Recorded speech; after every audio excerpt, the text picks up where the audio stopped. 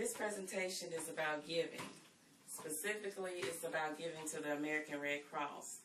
When you give to the American Red Cross, you not only support your local community, you not only support your state, but you're also being patriotic and supporting your country as well. On my first assignment in the military, I was in California and my purse was stolen and my duffel bag was stolen. The Red Cross was one of the organizations that came to my rescue. Not only did they put me up for the night, gave me food to eat, but they also reimbursed my ticket to Germany. They also repurchased my uniforms, as well as gave me a $400 stipend until my first paycheck. So I am very familiar with what the Red Cross will do for you. When you think of disasters like tornadoes, floods, wildfires, any natural disasters, one of the first organizations on the scene is the American Red Cross. What they're there to do is give you food, shelter, clothing to help you survive to the next day. There's two reasons why we'll always need the American Red Cross, and there's two reasons why people always give that they don't support the American Red Cross. The two reasons that we'll always need the American Red Cross: one, we will always have natural disasters. There will always be a flood, earthquake, tornado, tsunami, wildfires. That's just part of nature. We'll always have those. And two, people will always need help. You will always have someone waking up and their house is underwater, or somebody coming home and their house is burned to the ground. So those are the two reasons why we'll always need organizations like the American Red Cross. Now, the top two reasons that people give for not wanting to help the American Red Cross: first, they say, well, organizations like that misuse funds. They exploit money from people. And what my answer is to that: do the research. We have technology now that you can go on the internet and look up any company, and they'll show you on their website where they spend their money.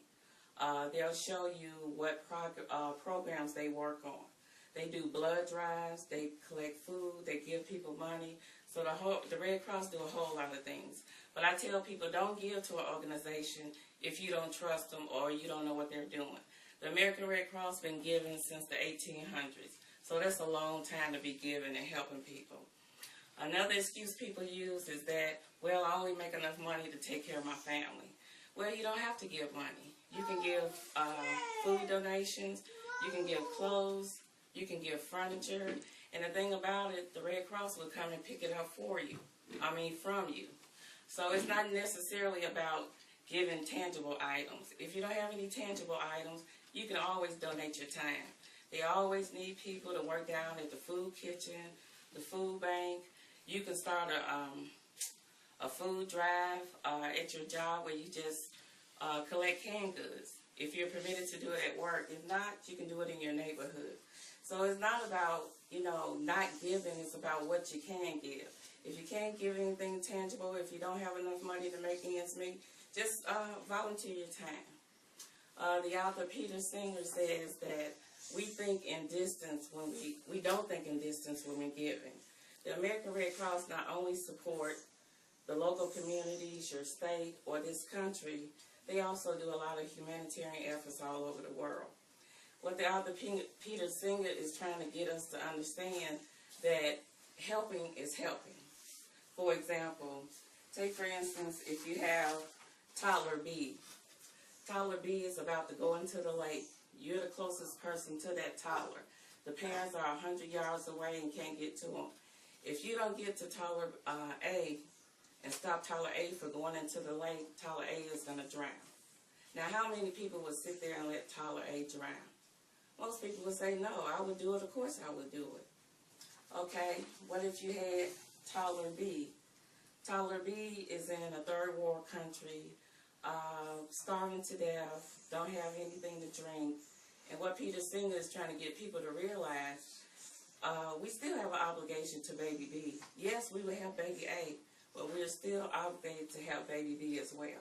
So a lot of people don't think, when they think about giving in long distances. But anyway, that was one of the things that came to me when I thought about the American Red Cross. because they're one of the organizations that are first on the scene when anything happens, like a natural disaster, but they're also an organization that will give people, individual people, a helping hand until they make it to the next day. So, with that being said, how many people think it's worth giving to the American Red Cross? By show of hands. Okay, well, that's all I got. Thank you very much. Cut.